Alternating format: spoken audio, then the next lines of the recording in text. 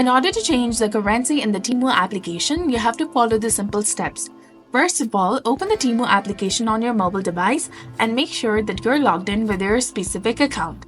Once you launch the application, you have to click on the profile or view button that is between the categories and card section in the bottom of the screen. Once you tap on it, tap on the gear icon in the top right corner to access settings. Now once you're in the settings page, to go around currency setting, you have to look for the option of country and region first. Once you find it, tap on it. Choose the desired country. After you select your preferred one, click on Switch to confirm your decision. Now once you confirm your choice, the app will update to display prices in the new currency.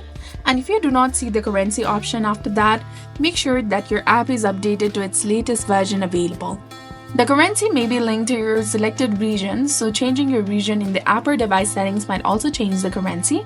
So if you still cannot find the option, contact the Temu customer support for the assistance. So this was all about it. If you found this guide helpful, please like, share, and subscribe. Thanks for watching.